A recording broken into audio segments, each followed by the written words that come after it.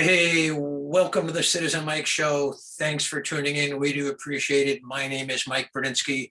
Somewhere out there on that split screen is Republican Town Councilor Tom Laffin.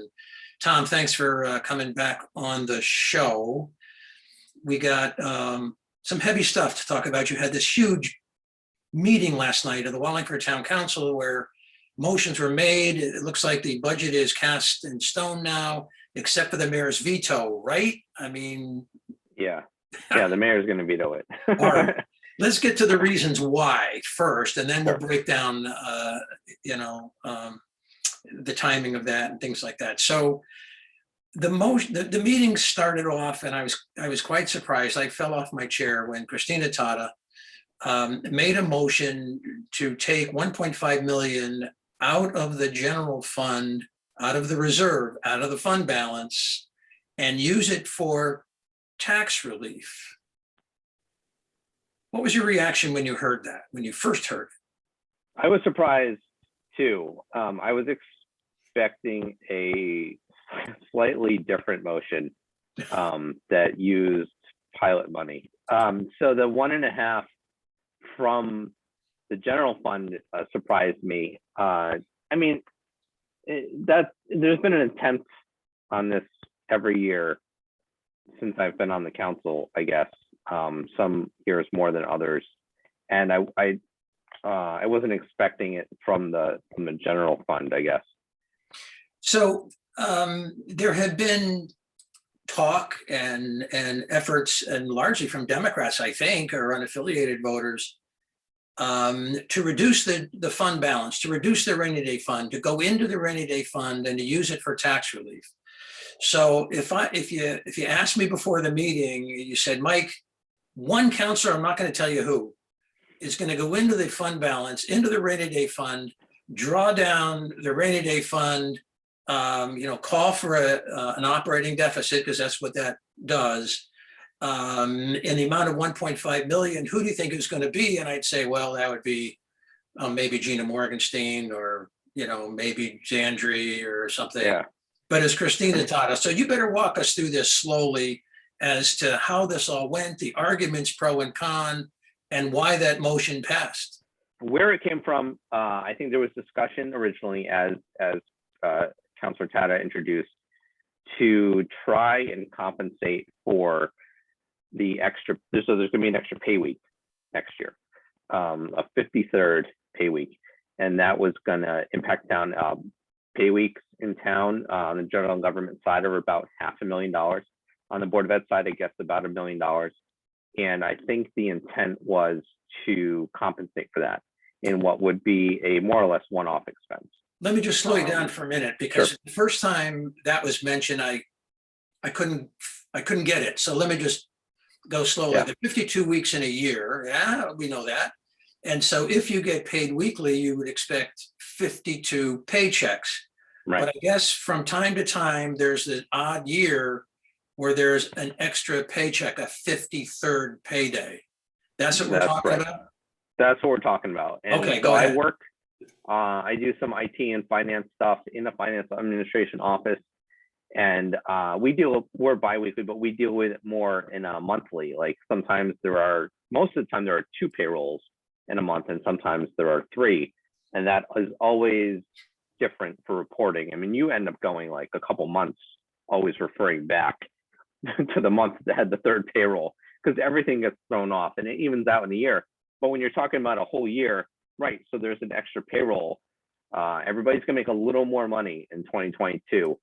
And it has to do with that extra payroll week. So from what I understand, the intent was to compensate for that in what is kind of technically a one-off expense that is non-recurring, and to cover that. So what ended up happening though was the motion was made to take it from the general fund and to kind of ease the taxes, I guess, on based on the fund balance.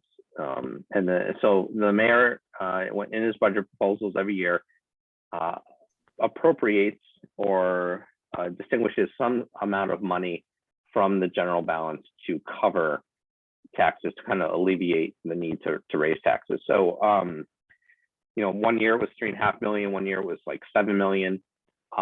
This year was 6.4. So if all goes flat or normal, that we were going to use $6.5 million of our savings to pay for this year's budget. Now, historically, that does not happen. The worst case scenario over the last 3 or 4 years is I think we used $1.5 million 1 year.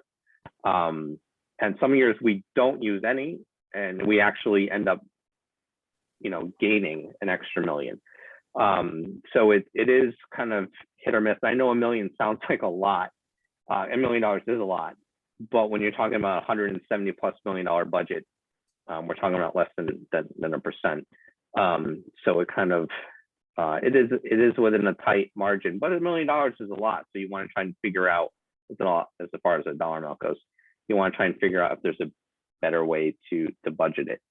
So the attempt is to take some off and out of that fund. So we're increasing our dependency on our savings to almost $8 million. So what was the mayor's reaction to this? What was the comptroller's reaction to this? And I would say that the mayor loves his fund balance. Obviously, I'm editorial watching here, but just allow me, give me a free pass on this. He loves his fund balance. He loves his rainy day fund. He likes to protect that. He doesn't like to dip into that, and unless sometimes a town runs a deficit, as it has from time to time. It's run a deficit, and that fund balance, rainy day fund, goes down. But here was an effort to dip into it intentionally, not because of economics or something unusual happening in the town's finances that would result in a deficit. This seemed like an intentional drawdown of the fund balance. So what did the mayor say? How did he push back? The mayor doesn't like it. Yeah. The mayor, no, not at all. He spends a lot of time on the hour. Imagine this. This could be like a little meme or a little video you see online where it spans over days. It's night and it's day, and the mayor's asleep at his desk, and then the mayor's working on calculators with bows and trying to figure out and balance the budget. And it could spin over 30, 60 days. And then there's a motion from the council to, in one swoop, do something different. So I understand that he has a vested, or it's his baby. He spent a lot of time balancing carefully what he feels is a careful balance between what he's comfortable with putting on the line and risking versus what the reality of the situation may be. So one of the things that comes to my mind right away, an argument that might be raised, I don't know who would be impertinent enough to raise this, but maybe someone out there did raise this. What would this do to the credit rating? Wouldn't this destroy the credit rating? We can't do this, Christina Tata. We can't dip into the fund balance and lower that and give taxpayers relief because the credit rating would suffer. Did anyone ask that? Who asked it, and what answer do they give? That is an amazing question. And I think only just the highly intelligent and smartest people in the room would jump to think that far. So I asked that question. Oh, no. Yeah. And because we have projects coming up. We have the police station that we're building a new police station. Well, we're not building. We bought a property, and we're going to renovate or repurpose that property to become a new police station. And I'm hoping that we're going to build a new pool. So we have large bonding projects coming up, and I'm thinking about the bond and the credit rating and all that other stuff. And so I wanted to know if we increased our dependency on the general fund, would that negatively impact within the next year our ability to procure desirable bond ratings? Would interest rates go up for us, is what you're getting. Right, exactly. Yeah. So how much money were we going to save or lose by using this? So that was. So let me just rephrase that before you go on. How much is Christina's motions going to cost us in extra interest? That was your question. I'm sure you got 20 or 30 years. Right. Yeah, and I'm sure you got a clean, clear, crisp answer to that, right? No. Oh, No, I mean, and if anything, so I felt consistently over the last several years that the answer would leaned on it's bad, like be careful, we got to watch this, and we do, and the answer that we got doesn't necessarily change that, but it was more on the side of like I don't know. So that's what I took from it anyway. I think the answer, there's a lot going on. I think it kind of came on all of a sudden. The comptroller Jim Bowes basically, I think he ended up kind of getting hung up or answering a lot about, well, if we use the entire $8 million, we would be in a bad situation. but that wasn't even on the table. But that wasn't the question. We've never, like I said, we used at most $1.5 million in the last 4 years, 5 years, whatever it is. I'm not worried about using $8 million. I think, doomsday scenario, we use 3 or 4. So that became, so it doesn't. So I guess it doesn't, not enough. And then Councilor Shortell followed up as I was transitioning to the car and on my phone in the car. Councilor Shortell followed up, and somewhere within that answer was a 1/4% or 1/3%. So is that significant of a deal as far as the bond rating goes? No. Yeah. So not within the next year anyway. Longer term consequences, I don't know, but I'm focused on the next year. I heard that answer of about 1/4% or something, and and when I heard it, I was a little bit skeptical because I don't think that can be researched. Really, I mean, bond ratings go up and down, and it depends on the auction price of a particular day and in the mind of a particular bidder. And unless you have a test case and apples to apples, a town exactly like Wallingford in Connecticut with the exact same balance sheet, the exact same finances, and but at any event, that's what he said. But it obviously wasn't enough to discourage the council from passing this motion. No, and I don't think anybody was necessarily looking for like a black and white. What's the percent going to be? That he offered any percent. I definitely and genuinely took as his best ballpark, and I trust his opinion more or less. His professional breakdown. But a 1/4 or a 1/3%. I don't know if that was your only concern, that wouldn't be enough to swing it. So the motion was popular on the Republicans and Democrats.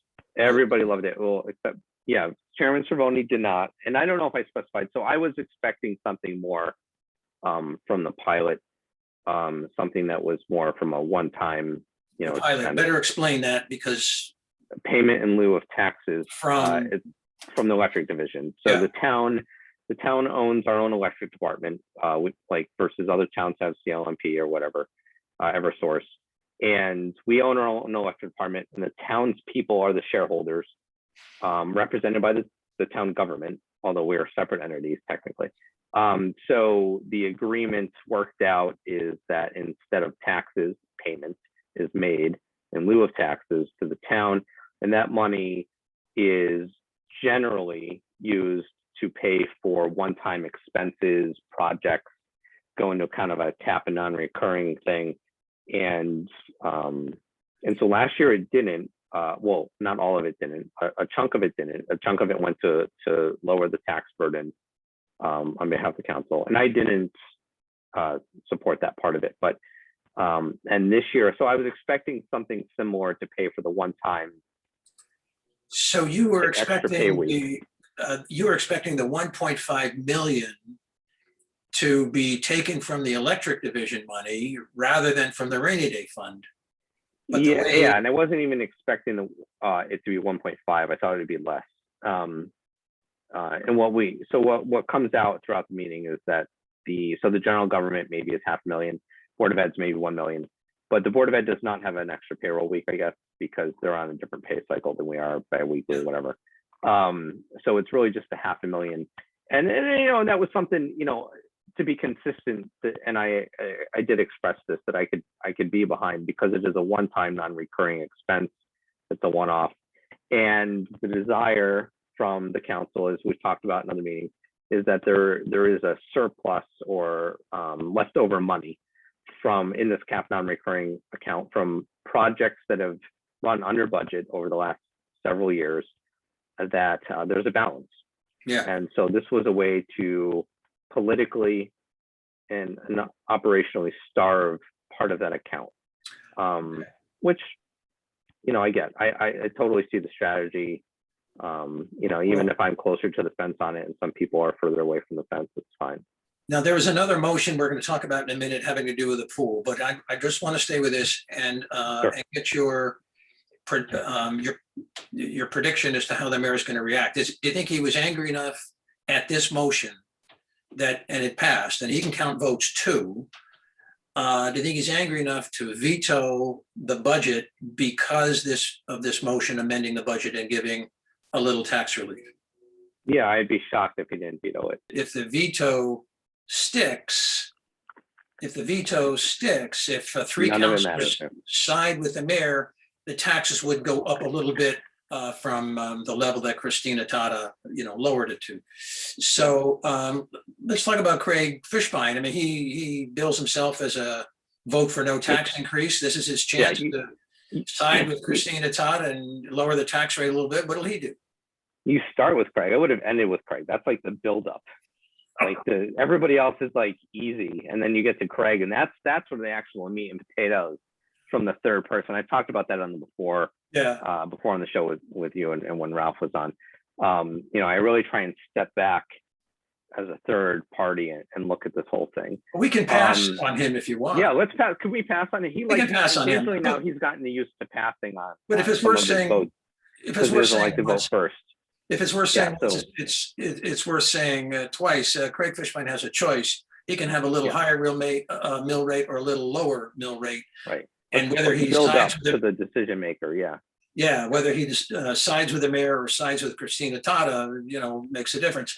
So let's go down the row. Who sits next to Craig on the council? You do. So where do you? Yeah, no. So I'm to the right of Craig, and Marone is to the left of Craig. Do we need to talk about the second motion before we get to that? Like, so because I think that impacts it. So, all right, I'm going to jump over to Marone. Marone, I think, would not support. He would vote to override the veto. I think lower mill rate with that. Yeah, lower mill rate. So then on the other side is me. Yeah, I'm still not completely. I mean, I don't think I would support the override. I'm going to leave myself some wiggle room because I do want to ponder out the implications of the second part. The first, you know, with Christina Tata's motion, the $1.5 million to me, the way we got to the number, I think was she was looking to cover that extra payroll week. The two payrolls from the general government, the Board of Ed, add up to $1.5 million. And then we find out the Board of Ed's budget payroll cycle, is not going to be impacted the same way. So it really wasn't 1.5, it's $500,000. So at this point, without changing it, it seems sort of arbitrary to me. I know why not just make it $3.5 million, or why not make it $4 million, or why not make it $2 million? Like, I don't know. Is this just where people are comfortable? Like, that wasn't even discussed, though. It was just, I want $1.5 million. Let's do it. Yeah, I want to simplify this. Either you want more tax relief or less tax relief, and it looks like you're leaning for less tax relief. Yeah. Okay. Yeah. And Shortell. I know that sounds like wow. Yeah. Shortell, where do you think? So I'm going to take the opportunity because I'm trying to less dependency on the general fund. Yeah. Shortell, Cervone's next to me, and Cervone will he's very clear. He shares a great deal of commonality in budgeting with the mayor.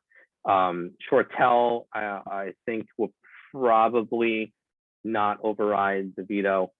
He did not support. He did support moving these motions forward.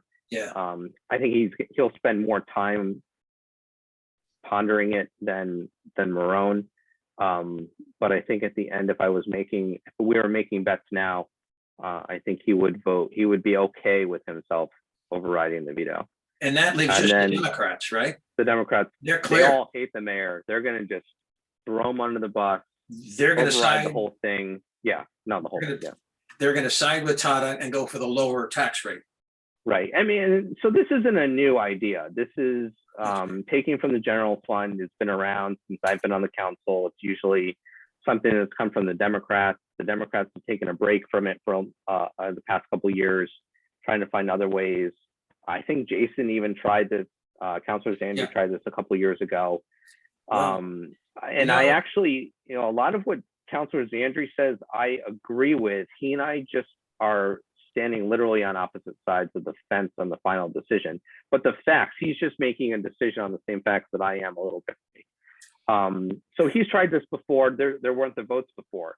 So the flip vote is Councilor Tata. Yeah, the moral of the story is quite clear on using the rainy day fund for tax relief. If at first you don't succeed, give it to a Republican. Give it to a Republican on the council, and then you will succeed. That's the Republicans are the only ones that get elected, right? That's right. So you need to swing one of them. So changing the subject, because we didn't get back to Tata and Fishbein. That's a very complex. Unless you want to loop back around after the pilot. Why don't you handle both of them right now? Okay. So Tata obviously supports her own motion, but the second part of that budget, well, it's really the third part, but it's the only larger part, is Tessa's motion, which is that what we're going to talk about next? As soon as we get rid of Fishbein and Christina. So I'm not. She voted against Tessa's motion, and so that will be. Does that put her up enough in the air to not follow through? I don't know. I mean, she's the only one that can answer that. If I was betting right now, if I had to pick, I think she'd be very slightly on the side of overriding the veto. Okay. But the real thing, I think it really ultimately comes down to Fishbein. Okay. So Craig typically is not for any tax increase whatsoever, ever, and he campaigns on that. Even when he's standing in a room with the rest of us Republicans, he'll say, "I'm the only councilor that has not voted for a tax increase." So he's got to vote against everything. So right. So technically, so there is a tax increase on some people, but not others. This is a reevaluation year, which we talked about in the last episode. The mill rate is going down, so the tax rate is going down. Taxes are going down.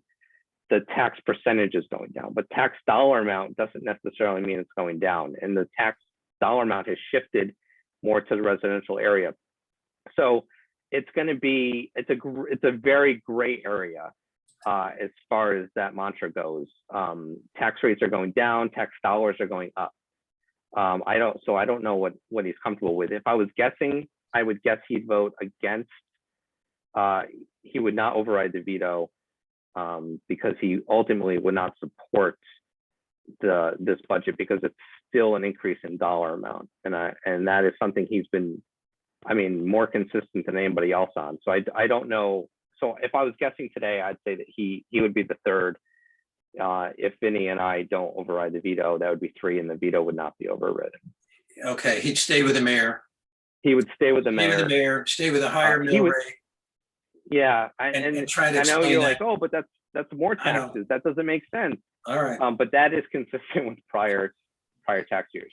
So if that motion and that vote didn't tick the mayor off, the next one certainly did. And this is a motion made by Vinny Testa, and it was something like this.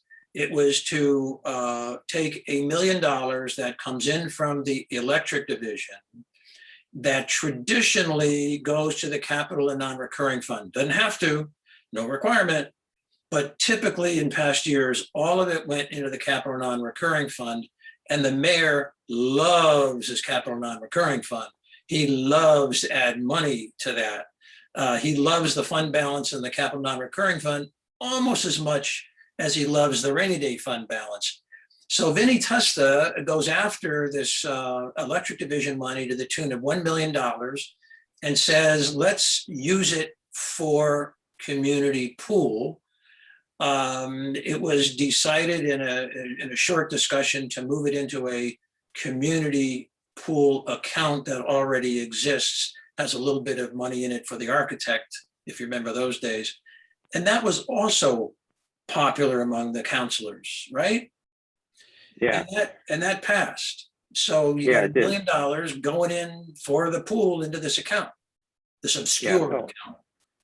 I think so. There's a lot of people. I mean, I think ultimately everybody kind of, they want what's best for the town, and everybody thinks they know what's best for the town. And I think what we end up having here is similar to like the Woody Kaplan deal a couple years ago. I think that referendum ended up passing because there were so many different little groups of interests that got together and voted against the end game that it failed. That the referendum passed and the actual project failed. So in here we have people that are not quite sure, are comfortable. They have a little difference of opinion on how the budget should be handled, different than the mayor. And so we have two different motions. And I think when you combine them together, it makes a larger storm. When you take $1.5 million from the general fund, and now you're kind of going after the pilot fund with really what they're doing is trying to starve the cap and non-recurring, which again does have the surplus. They're trying to right the balance and put it in the council's control or under the council's influence instead of the mayor's. Yeah, I think it was during the meeting, it was Chris Shortell used that word, starve the capital non-recurring fund. And as soon as you said that, I winced because, at least it's my view, and I think your view too, the capital non-recurring fund deserves to be starved. It's got tons of money in there, tons of money, so we can go without a meal. And really, that's all this is. You got somebody who's overweight and you say, you're going to skip lunch. And you say, well, that's okay, because I can make it without lunch. I got enough fat on me, and I can certainly make it to dinner. The capital non-recurring fund is going to have soon 2.4 million in it. That the mayor said at the last budget workshop, this 2.4 million, the mayor said, I don't have any plans for it. Vinny Testa asked him the question, Mayor, do you have any plans for the 2.4 million sitting in the capital non-recurring fund? The mayor said, nope. I don't have any plans for it.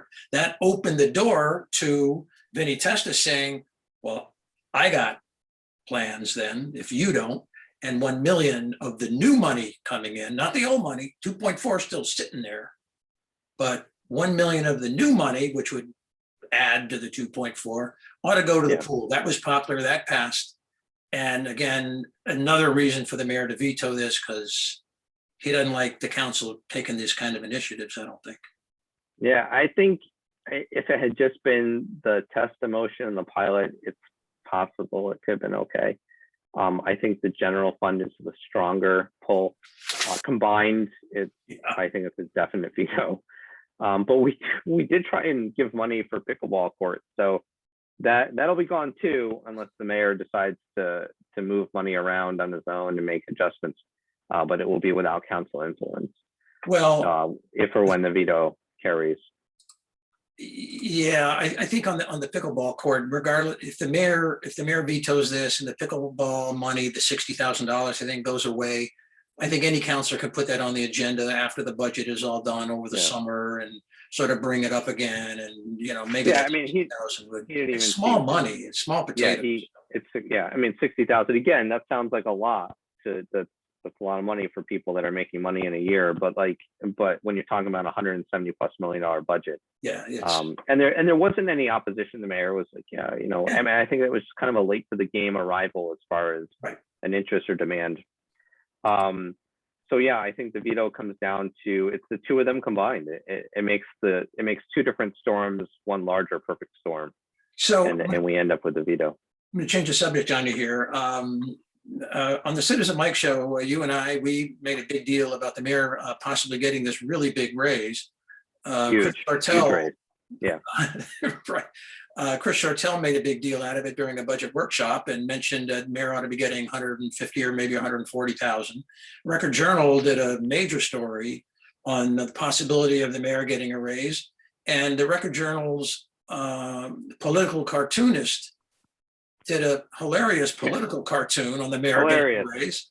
So, I'm on the edge of my seat, waiting for this council meeting that was last night, May 6th, seeing who's going to make the motion, how much money would be the mayor's raise, who had the guts to say, let's give him 150 a year. Nothing. There was no motion made, no mention of the mayor's salary, no mention of what's good for the town and what the office deserves. What happened?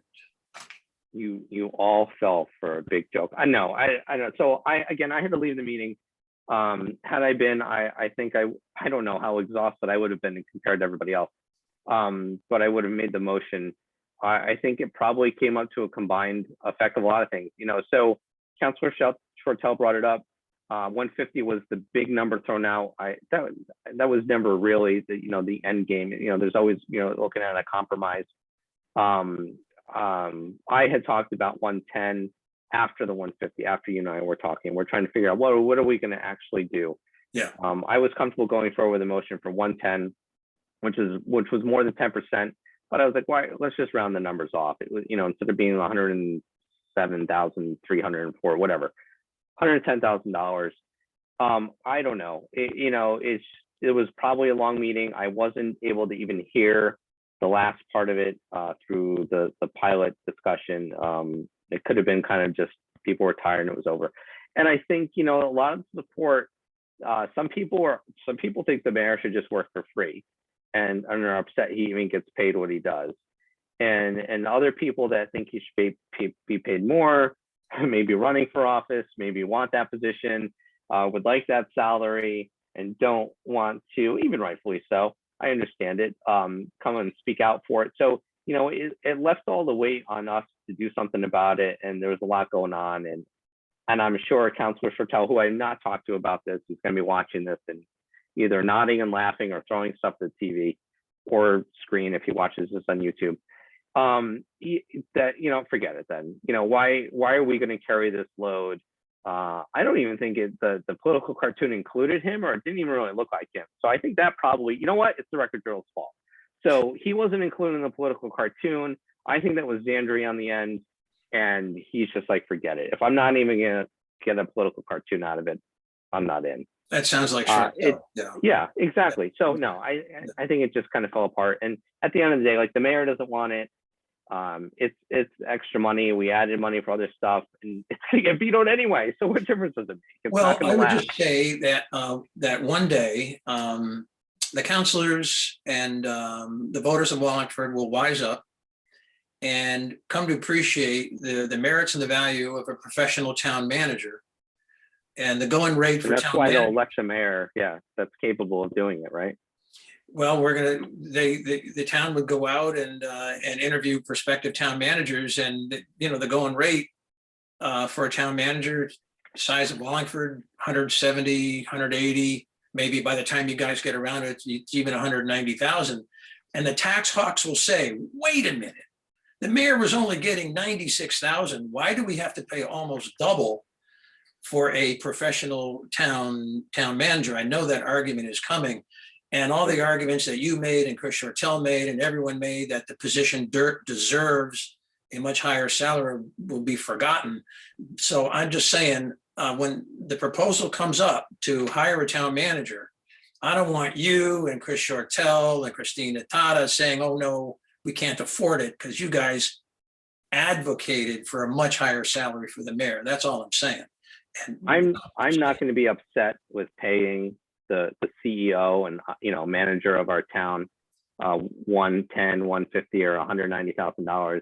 My pain and frustration would come with taking that decision away from the voters and putting it into the search committee of councilors or whoever gets chosen to choose one guy to run the town on a contract by contract basis.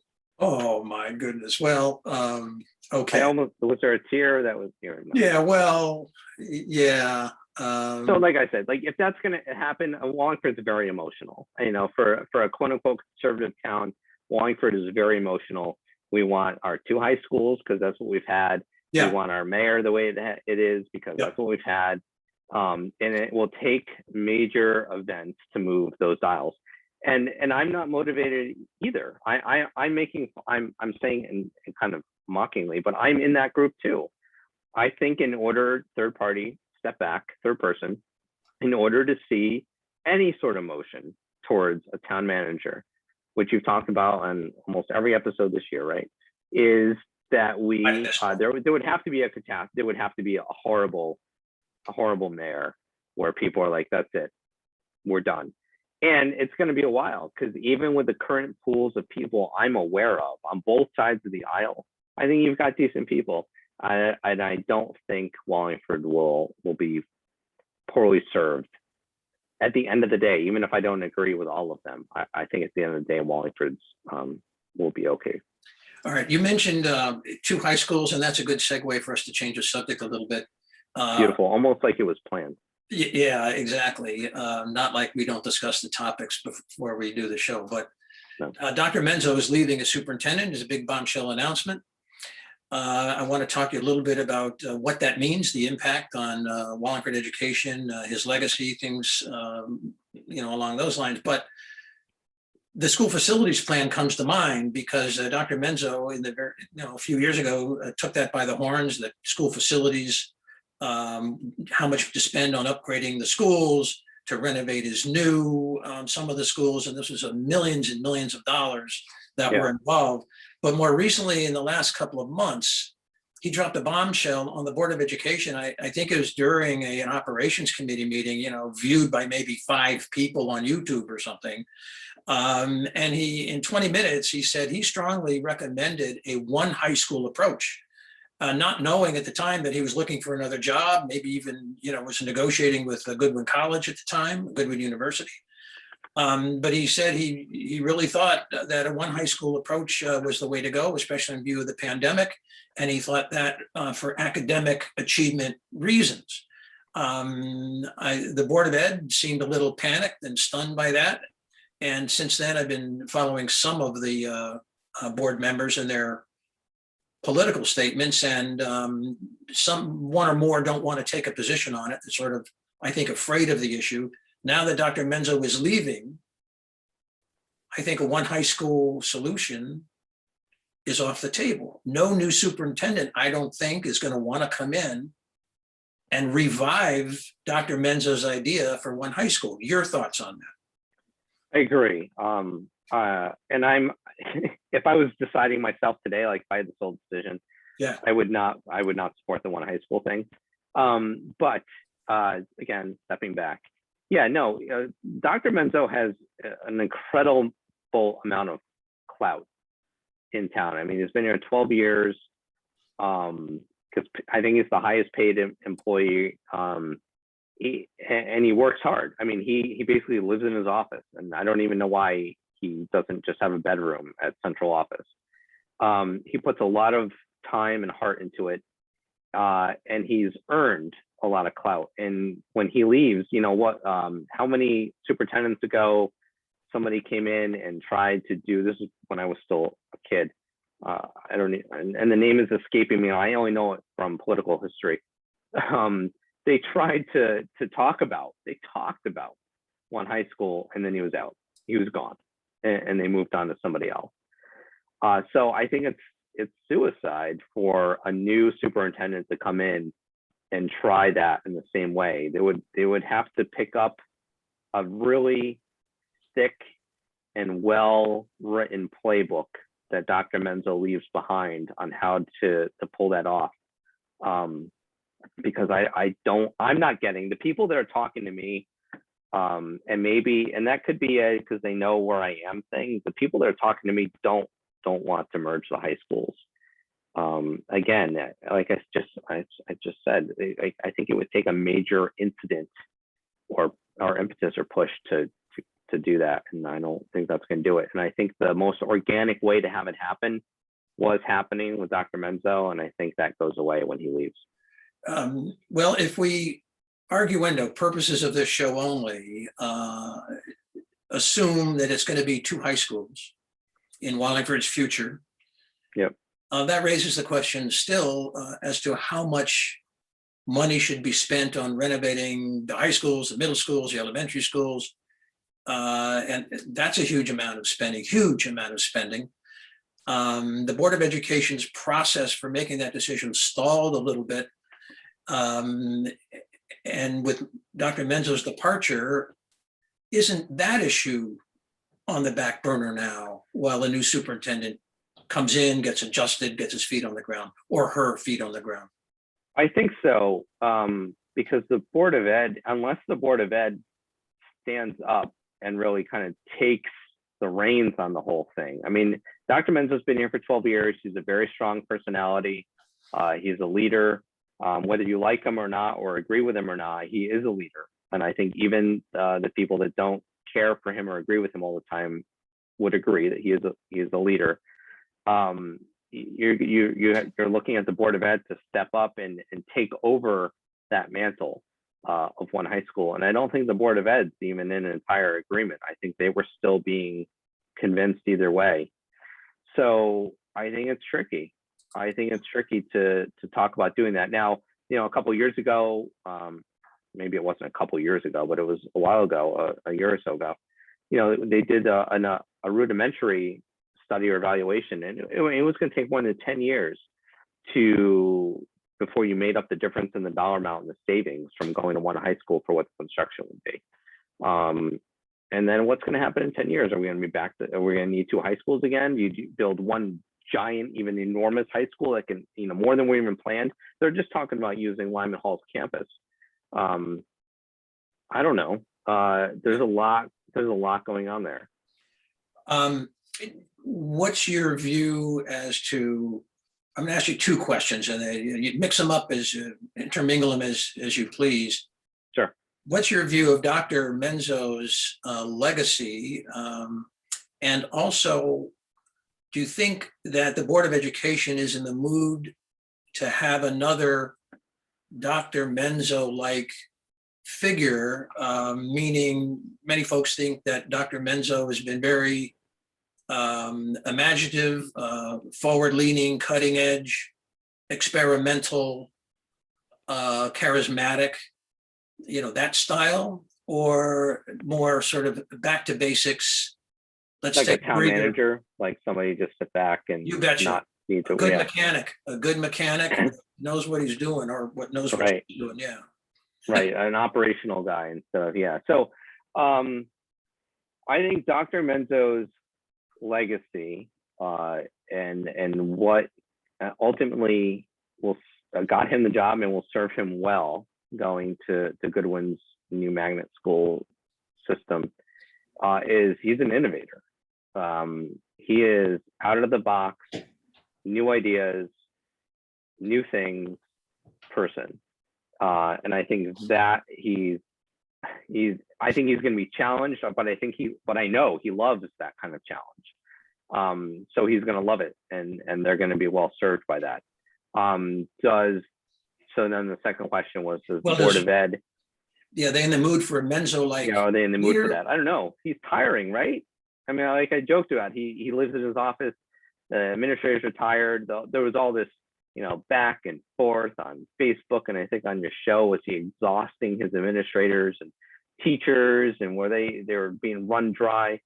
Are they going to want to step back and take a breather, and somebody that's just kind of holds, like Dale Wilson style, hold things together a little bit, steady, less wind? I don't know. Looking at the Board of Ed, so this becomes more of a political personality question. Yeah. I think with the Board of Ed right now, which is who's going to be picking the next superintendent, I think you're going to see less than a Menzo personality, but more than a Wilson. And I don't mean that to be a cop-out. Like, I think they are going to slow it down a little bit, but not go back so far that it's more of a keep things as they were. Something more in the middle. I don't think there's anybody in the state anyway that moves harder, faster, or more innovatively than Menzo, which was a complaint, right? He's going too much, and some people loved it and wanted him to go more. There's not anybody in the state that's going to be more than him. So I guess it's to what degree are they as close to him? Yeah, I think that's I think it's a good analysis. It's Let's just make that like, the final word because we are Yikes. running out of time. Look forward to your vote on the veto override. me too, me Yeah, too. I'm looking forward to that. Listen to your speech very carefully and all the others, and we'll be reporting on that. Thanks for coming on again, and thank you to your viewers for watching the Citizen Mike Show. We try to get these produced usually on Wednesday, but this was a special episode. We did this on a Friday. Usually they're up on YouTube within a day or two, and WPAA broadcasts the Citizen Mike Show on Thursdays, Fridays, Mondays, Tuesdays, and Wednesdays at 9. Hey, if it's 9 at night, it's Citizen Mike. Tom, good night. See you next time.